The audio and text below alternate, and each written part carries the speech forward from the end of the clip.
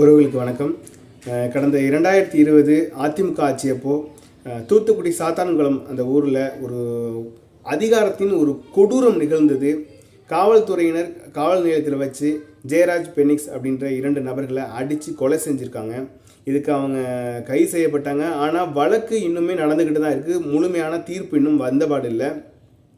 ஒரே ஒரு விடயம் தான், நம்ம குடும்பத்தில் நமக்கு சேர்ந்த ஒரு மக்களை ஒரு நபர் தன்னுடைய அதிகாரத்தை பயன்படுத்தி கொலை செஞ்சுருக்காரு. அவர் ஒரு வழக்கு விசாரணைக்கு வரும்போது நாமளும் அங்கே நிற்கிறோம். ஒரு கொலை செஞ்சோன்ற ஒரு 1% வருத்தம் கூட இல்லாமல் அவங்களோட செயல்பாடுகள் இருக்குது. அவங்களுக்கு ஏற்கனவே அதிகாரத்தில் இருந்த நபர் என்கிறதுனால அவருக்கு கீழே பணிபுரிஞ்ச நபர்கள் ஒரு பணிவிடை செய்யக்கூடிய நிகழ்வுகளை நம்ம பார்த்தா நமக்கு எப்படி இருக்கும்? என்னடா அவன் நம்ம கூட இருந்தவங்களை கொலை பண்ணிவிட்டு எந்த ஒரு குற்ற உணர்ச்சியுமே இல்லாமல் அவன் போயிட்டுருக்கிறான், இவனுக்கு இன்னொருத்தன் சல்யூட் வேறு வைக்கிறான் அப்படின்ற ஒரு நிலை இருக்கும் இல்லையா? இது உண்மையிலே பார்க்கும்போது நமக்கு மனவேதனையாக இருக்கும். அது நேரடியாக அனுபவித்தவங்களுக்கு எப்படி இருக்கும்? அதுதான் நடந்துக்கிட்டு இருக்கு.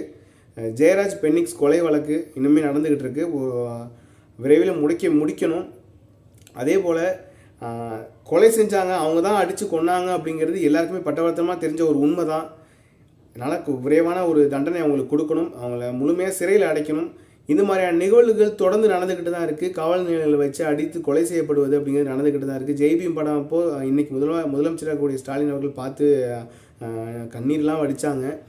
ஆனால் இந்த நிகழ்வுகள் நடந்துக்கிட்டு தான் இருக்குது. தடுக்கிறதுக்கு ஒரு முறையான தண்டனை கொடுக்கப்படணும். அப்போ தான் அது தடுக்கப்படும். நன்றி.